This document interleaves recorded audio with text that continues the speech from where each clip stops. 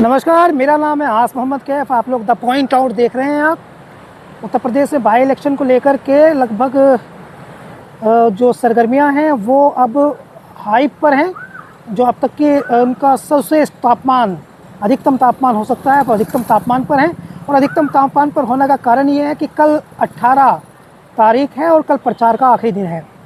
और हम जहाँ से रिपोर्ट कर रहे हैं, जहाँ से हम रिपोर्टिंग कर रहे हैं, वो मीरापुर विधानसभा का नंगला बुजुर्ग गांव है। इस नंगला बुजुर्ग गांव को हम लोग आम बातचीत में नया गांव कहते हैं। यहाँ से लगभग 20 मीटर की दूरी पर इस नहर का एक दूसरा चौड़ा सड़क वाला रास्ता है। नहर की बड़ी पटरी है जहाँ से वो कावड़ यात्रा गुजरती है, तो वो एक बड़ी बनी हुई पटरी है। तो वहाँ से कल 12 बजे से 4 बजे के बीच अखिलेश यादव गुजरने वाले हैं, जो यहाँ इस विधानसभा में रोड शो कर रहे हैं। चंद्रशेखर आज़ाद भी कल यहाँ रोड शो कर रहे हैं। आरएलडी के चीफ जयंत चौधरी भी कल यहाँ रोड शो कर रहे हैं। और यहीं से 8 किलोमीटर दूर एक जगह है ककरौली, वहाँ पर कल असदुद्दीन ओवैसी मजलिस इत्तेहादुल मुस्लिमीन के जो लीडर हैं वो यहाँ कल जनसभा कर रहे हैं। और अभी का जो चुनाव है वो अपने अब तक के चुनाव का सबसे बिग हाइट पर है। और ये जो चुनाव है ये स्पष्ट तौर पर भी ये क्लियर कर रहा है कि उत्तर प्रदेश में जो रिज़ल्ट आने वाला है वो काफ़ी कुछ इस चुनाव पर निर्भर करता है 2027 का। ये सभी लोग जो पॉलिटिकली जानकार हैं, पॉलिटिकली एनालिस्ट करते हैं, पॉलिटिकल जानकारी रखते हैं, रुचि रखते हैं, ये सभी लोग जान गए हैं कि 2027 के चुनाव का फाउंडेशन, 2027 के चुनाव का सेमीफाइनल वो ये बाई इलेक्शन है। अमूमन बाई इलेक्शन कहीं इतनी चर्चा नहीं मिलती है जितनी इस बार मिल गई है उत्तर प्रदेश के बाई इलेक्शन को। तो अभी मैं आपको मीरापुर विधानसभा पे बताना चाहता हूँ कि ये विधानसभा पूरे उत्तर प्रदेश में सबसे ज़्यादा हाइट ले रही है चर्चा में। यहाँ एक्चुअली इस तरह की सिचुएशन है कि एक तरफ तो अकेले एक प्रत्याशी हैं आरएलडी की मिथिलेश पाल, और दूसरी तरफ 4 प्रत्याशी हैं मुस्लिम। इस विधानसभा पर 3,10,000 वोट हैं, 1,35,000 उनमें से मुसलमान हैं। और इन 1,35,000 मुसलमानों में 60,000 झोजा बिरादरी है, जिसकी बहुत अधिक चर्चा इस चुनाव में हो रही है। शेष मुसलमानों में 10 से 15,000 कुरैशी हैं, जिनकी भी यहाँ चर्चा इसलिए हो रही है क्योंकि वो समाजवादी पार्टी के पक्ष में हमेशा से रही है, लेकिन इस बार उनमें थोड़ा सा नाराज़गी है। और इसके अलावा और हम अगर डीपली जाकर के बात करें तो वो ये है कि यहाँ से समाजवादी पार्टी से मुजफ्फरनगर के बड़े नेता कादिर राणा, जो पूर्व सांसद हैं, बड़े उद्योगपति हैं, पूर्व विधायक हैं, उनकी प्रतिष्ठा दांव पर लगी है। यहाँ एक घटनाक्रम हुआ क्या है कि कल तक ये माना जा रहा था कि चुनाव में मुख्य मुकाबला आरएलडी और समाजवादी पार्टी के प्रत्याशी सुम्बुल राणा के बीच है। और सुम्बुल राणा जो है वो कादिर राणा की पुत्रवधू हैं और पश्चिमी उत्तर प्रदेश के बहुजन समाज पार्टी के बड़े नेता बाबू मुनकाद अली की बेटी हैं। तो यहाँ बसपा का प्रत्याशी जो हैं वो उनकी कोई एक्टिविटी इसलिए दिखाई भी नहीं दे रही थी, तो कुछ लोगों का ये भी मानना था कि वो एक प्रकार से वॉक ओवर है। खैर उस पर हम चर्चा नहीं कर रहे, हम नहीं कह रहे, लेकिन बसपा यहाँ बहुत कम सक्रिय है, ये बात सही है। आकाश आनंद नहीं आया यहाँ चुनाव प्रचार करने, बसपा कोई बड़ा नेता यहाँ चुनाव प्रचार करने नहीं आया। इवन उनके प्रदेश अध्यक्ष का भी कोई कार्यक्रम यहाँ दिखाई नहीं दिया। तो इसलिए माना जा रहा है कि बसपा तो चुनाव से बाहर है। हालांकि बसपा के इन द कंपैरिजन आज़ाद समाज पार्टी बेहतर चुनाव लड़ रही है। दलितों का बहुत अधिक झुकाव आज़ाद समाज पार्टी की तरफ है। 80 से 90% दलित आज़ाद समाज पार्टी को वोट करने जा रहा है और 10 से 15% दलित जो है वो बसपा की तरफ उसका झुकाव है। अगर इन दोनों में कन्फ्लिक्ट होता है तो शेष बचे, अगर इधर का वोट उधर जाता है, कुछ कहीं कहीं प्रभावित होता है, तो 5 से 10% दलित समाजवादी पार्टी को जा सकता है। और जितना समाजवादी पार्टी को दलित जाएगा उतना ही दलित, जितना समाजवादी पार्टी को जाएगा उतना ही दलित वो भारतीय जनता पार्टी और आरएलडी के गठबंधन को भी जा सकता है। आरएलडी को दलित 5 से 10% जाने की संभावना इसलिए है क्योंकि एक जाटव कैबिनेट मिनिस्टर है अनिल कुमार लगभग 6 महीने से यहाँ लगातार मेहनत करें दलितों में। यहाँ बातचीत में लोगों से बातचीत करते हैं तो वो ये बताते हैं कि अनिल कुमार को ये बताया गया कि अगर वो इस चुनाव को आरएलडी को जिताने में कामयाब हो जाते हैं और दलित वोट उनको दिलवाने में कामयाब हो जाते हैं तो उनका जो पोर्टफोलियो है स्टेट गवर्नमेंट में उसको बढ़ा देंगे। और अगर इसके विपरीत होता है कि मान लीजिए दलित वोट नहीं मिलती हैं आरएलडी को, आरएलडी चुनाव हार जाती है, तो उनका जो पोर्टफोलियो या तो वो राज्य मंत्री या स्वतंत्र प्रभार में डाउन जा सकता है क्योंकि वो कैबिनेट के मंत्री हैं, और या फिर उनको हटाया भी जा सकता है, उनकी जगह किसी दूसरे को नए मंत्रिमंडल की शपथ हो तो किसी अन्य को उनसे रिप्लेस भी किया जा सकता है। इसलिए अनिल ने काफ़ी मेहनत की है, तो ये उम्मीद है कि 5 से 10% दलित वो भी लेके जाएंगे, और 5 से 10% दलित जो है वो समाजवादी पार्टी भी की भी संभावना है कि समाजवादी पार्टी भी यहाँ ले जा सकती है। यानी हम ये मान लें कि दलितों का एक बहुत बड़ा हिस्सा आज़ाद समाज पार्टी को जाएगा, वो हो सकता है कि 80% हो, और 10% में आरएलडी और समाजवादी पार्टी है, और शेष 10 में बसपा है। तो ये काफ़ी इंपॉर्टेंट फैक्टर है, इस पर अभी तक किसी ने बात नहीं की कि 50,000 दलित किधर जाएगा। तो दलित जो है वो दिखाई दे रहा है कि वो 70 से 80%, 85%, यानी बहुत बड़ी संख्या वो चंद्रशेखर को मिलने जा रही है। और जो झोजा बिरादरी है 60%, 60,000, जिस पर इस चुनाव का दारोमदार टिक कर आ गया है कि वो किसको वोट करेगी, तो उसमें भी लगभग 5,000 वोट वो मजलिस को जाती हुई दिखाई देती हैं, और लगभग 10,000 वोट आज़ाद समाज पार्टी को। तो शेष बची हुई लगभग आधा आप देख लो, तो 30,000 के आसपास जो है वो वोट हम बता रहे हैं आपको, वो समाजवादी पार्टी को जा सकती हैं। अगर इस दृष्टिकोण से देखें तो समाजवादी पार्टी के पास इस समय मुस्लिम वोटों की संख्या कैलकुलेटिंग करके वो है लगभग 70%, और समाजवादी पार्टी को इस 70% मुस्लिम वोटों की संख्या में उनको चाहिए 15 से 20,000 हिंदू वोट। अगर 15 से 20,000 हिंदू वोट उनको मिल जाती हैं तो समाजवादी पार्टी चुनाव जीत सकती है। और खादर का एक इलाका है यहाँ, एक्चुअली खादर के 2 इलाके हैं, एक तो है गंगा से रामराज की तरफ, जहाँ है अहमद वाला, हंसा वाला और अल्लू वाला, और ये सब जो तो गांव हैं। तो खादर का ये जो इलाका है, इस इलाके में, खादर के इस इलाके में आज़ादी के बाद से बिजली नहीं आई थी। तो चूँकि यहाँ आज़ादी के बाद से बिजली नहीं आई थी, तो समाजवादी पार्टी के जो कैंडिडेट हैं सुंबुल राणा, उनके जो ससुर हैं कादिर राणा, वो पहले व्यक्ति थे जो खादर के इस क्षेत्र में बिजली लेकर के आए थे। और यहाँ मुस्लिम आबादी ना के बराबर है, यहाँ चौहान हैं, दलित हैं, और दूसरी अति पिछड़ी जातियाँ हैं। तो वहाँ कादिर राणा का थोड़ा सा असर है, और कादिर राणा ने अपनी सर्वश्रेष्ठ टीम भी वहाँ चुनाव में लगाई है। तो इस बात की संभावना है कि वहाँ 50% वोट जो है वो समाजवादी पार्टी को मिल सकता है। एक और इंटरेस्टिंग बात है, ये तो खादर का एक एरिया है, एक खादर का दूसरा एरिया है, इसी में खादर के लगभग 30 गाँव हैं, और खादर का जो दूसरा एरिया वो शुक्रताल की तरफ है, ये रामराज की तरफ है, दूसरा शुक्रताल की तरफ है। तो वहाँ भी आज़ादी के बाद से बिजली नहीं आई थी, और वहाँ बिजली जो पहुँचवाई थी वो मनोहर हसन ने पहुँचवाई थी, और मनोहर हसन उस समय सांसद थे।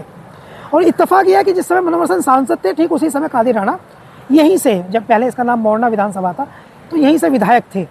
तो दोनों ने दोनों जगह बिजली पहुँचवाई थी। तो वहाँ 50-50 साल अंधेरे में रहते थे लोग। तो कहीं से उनमें ये बात है कि हम लोगों को के बारे में सोचा किया, तो कादिर राणा ने किया, और दूसरा मनोहर हसन ने किया। और मनोहर हसन की बेटी इकरा हसन वहाँ चुनाव प्रचार करने भी आई थी, और वो समाजवादी पार्टी में भी है। तो एक ये एज है जहाँ से लगभग 7 से 8,000 वोट वो कादिर राणा जो हैं उनको मिल सकती हैं। दूसरा, पहले जब यहाँ से समाजवादी पार्टी के लोग टिकट मांग रहे थे तो 44 प्रत्याशी टिकट मांग रहे थे। तो चूँकि 43 का नहीं हुआ टिकट, तो स्वाभाविक होता है कुछ का दिल दुखता है, कुछ जुट जाते हैं, कुछ फिर से टिकट लेने की कोशिश करते हैं। तो समाजवादी पार्टी ने क्या किया, समाजवादी पार्टी ने बहुत ज़बरदस्त फोकस किया, और इतना फोकस किया कि उन्होंने जो लोग टिकट मांग रहे थे उनकी वफादारी का लिटमस टेस्ट करने के लिए उनको यहाँ चुनाव में तैयारी दे दी। और एक बहुत मजबूत बात कल पता चली है, कल जब अखिलेश यादव की रैली थी, अखिलेश यादव नहीं आए, लेकिन मंच पर कुछ नेता बोल रहे थे, तो इस बार उन्होंने बड़े नेताओं को फोकस करके उनको 4-4 बूथ दे दिए, और 4-4 बूथ पर उनको प्रभारी बना दिया। और जो लोग टिकट मांग रहे थे उनको कहा कि अगर आप यहाँ प्रभारी बनते हैं तो आपको ये बूथ जिता के देना पड़ेगा, अगर आप ये बूथ जिता कर देते हैं तो अगली बार आपका टिकट कंसिडर करेंगे। जैसे मुखिया गुजर के बारे में आपको बता दूं, मुखिया गुजर को जो बूथ दिया गया है वो जड़वल कटिया के आसपास की गुजर बेल्ट दी गई है, और ये जो गुजर बेल्ट है ये भारतीय जनता पार्टी को अधिक वोट करती है। तो अगर समाजवादी पार्टी को वोट करते हैं इस बार वहाँ के गुजर, तो मुखिया गुजर आगे भविष्य में उनको टिकट मिलेगा, या समाजवादी पार्टी में उनको आगे बढ़ाया जाएगा। और अगर उनको नहीं वोट करते हैं तो मुखिया गुजर डाउन जाएंगे। इसी तरह से अतुल प्रधान है, उनको कहा गया कि आपको हम जो है हासमपुर गुजर बेल्ट जो दूसरी वो दे रहे हैं, यहाँ से आपको वोट करानी ही पड़ेगी। इसी तरह से पाल नेता हैं दीप्ति पाल, और पाल प्रदेश अध्यक्ष श्याम पाल, उनको बूथ दिया गया।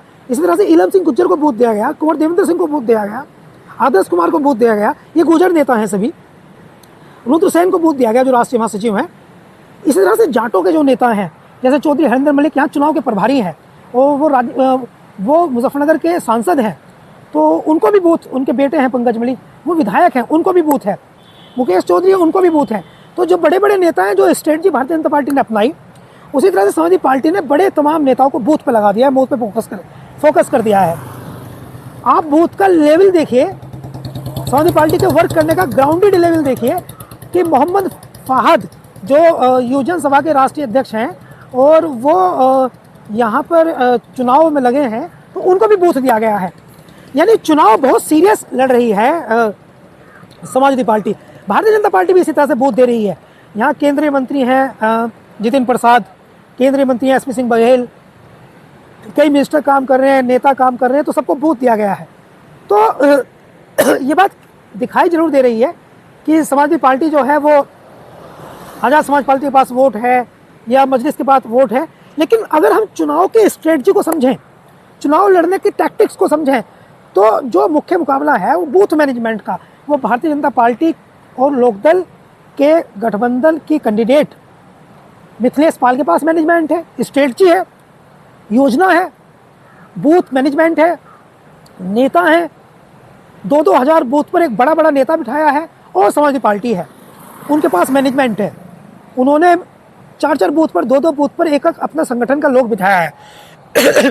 इसलिए जब आप ये सोचते हैं, ऐसा सोच रहे हैं कि हम क्षेत्र में जा रहे हैं और देख रहे हैं कि यहाँ तो वोट जो है वो, जैसे आप मीडिया मैनेजमेंट देख रहे हैं कि कोई भी यूट्यूब पे जर्नलिस्ट आते हैं, वो पूछते हैं लोगों से आप किसको वोट दोगे, तो कहते हैं साहब हम तो मजलिस को देंगे। आप किसको वोट दोगे कि साहब हम तो आज़ाद समाज पार्टी को देंगे।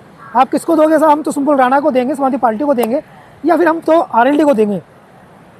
तो सिर्फ इसके आधार पर, सिर्फ टीवी में देख करके आप ये अंदाज़ा नहीं लगा सकते हैं, सिर्फ आप रिव्यू देख करके ये अंदाज़ा नहीं लगा सकते हैं कि चुनाव कौन जीत रहा है। चुनाव का जो सारा डिपेंडेड है, सारा रिजल्ट है, वो बूथ मैनेजमेंट पर है।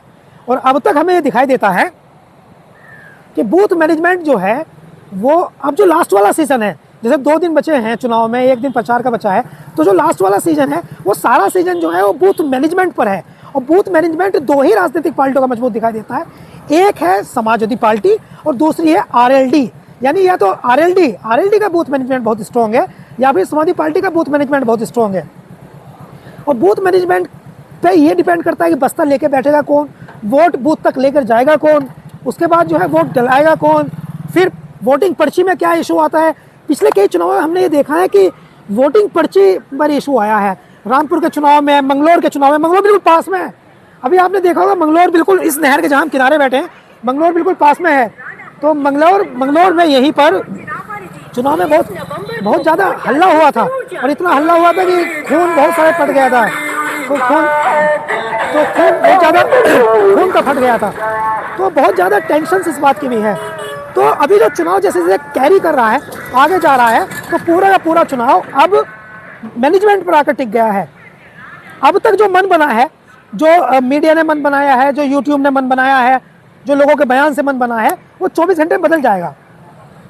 और 24 घंटे में इसलिए बदल जाएगा क्योंकि बूथ मैनेजमेंट की स्किल अलग होती है। जब आपको वोट डलवाने के लिए बूथ तक कोई लेके जाता है तो वो उस समय मन बदलता है। आप सोच कर गए हैं। मैं एक घटना बताता हूँ आपको। अभी यहाँ चुनाव हुआ था मुजफ्फरनगर में विधानसभा का, तो वहाँ मजलिस के कार्यकर्ता वोट डालने पहुँचे और वोट डाला है साइकिल को।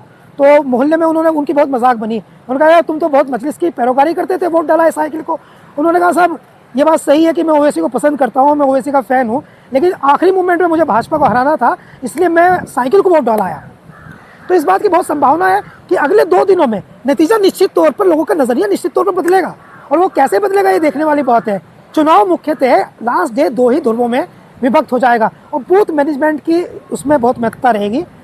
इस चुनाव का परिणाम क्या होगा वो आप जानते हैं, इस चुनाव में जीतेगा कौन वो आप जानते हैं। बस एक इंपॉर्टेंट बात बता दूं, यह उत्तर प्रदेश का पहला ऐसा चुनाव है जिसमें बहुत ज़्यादा भीतरघात है। इतनी भीतरघात है कि आरएलडी को, आरएलडी के कार्यकर्ता, आरएलडी के नेता, भारतीय जनता पार्टी के कार्यकर्ता, भारतीय जनता पार्टी के नेता से खतरा है, और समाजवादी पार्टी को, समाजवादी पार्टी के नेता और समाजवादी पार्टी के कार्यकर्ताओं से खतरा है। तो वसीम बरेलवी साहब का एक शेर है, पहली लाइन अक्सर मैं उसकी भूल जाता हूँ, कि उसका सार ये है कि इस ज़माने में वही आदमी कामयाब है, जो उनका शेर का बेसिक है वो ये है कि इस ज़माने में वही आदमी कामयाब है जो इधर का दिखता रहे और उधर का हो जाए। तो बहुत संभावना है कि इस चुनाव में बहुत अधिक भीतरघात होंगे और इसका परिणाम कम से कम पत्रकारों को, राजनीतिक जानकारों को एक नया लेसन देगा, एक नई सीख देगा। और प्रथम दृष्टि कल जब यहाँ सभी दलों के राजनीतिक नेता यहाँ पूरी ताकत झोंक देंगे, उसके बाद कल सामयिक एक और विश्लेषण करेंगे, तब हम आपको बताएंगे हो क्या रहा है। फिलहाल मेरा फाइनल वर्डिक्ट ये है कि चुनाव दो ही राजनीतिक पार्टियों के दरमियान है, एक है आरएलडी और दूसरा है एसपी। आज़ाद समाज पार्टी के पास इस चुनाव को जीतने का बहुत शानदार मौका था, लेकिन दुर्भाग्य से उनका मैनेजमेंट निहायत ही हल्का रहा। उनके प्रत्याशी उम्मीदों पर जिस प्रकार से चुनाव लड़ सकते थे, हालांकि पता नहीं उनकी पार्टी कितनी उम्मीदें थी, लेकिन उनका मैनेजमेंट वो समझ से बाहर रहा। और अब तक का जो चुनाव है वो ये स्पष्ट करता है कि ये बहुत पेचीदा चुनाव है और कोई नतीजा अब तक जो है वो स्पष्ट तौर पर कोई पत्रकार स्पष्ट नहीं कर सकता। लेकिन ये जरूर कह सकता है कोई भी पत्रकार कि ये चुनाव भीतर घात के बल पर हराया जाएगा। इस चुनाव में जीत के कम हार की ललक, हराने की ललक ज़्यादा है। मैं हूँ आसिफ मोहम्मद कैफ, बहुत धन्यवाद आपका, नमस्कार।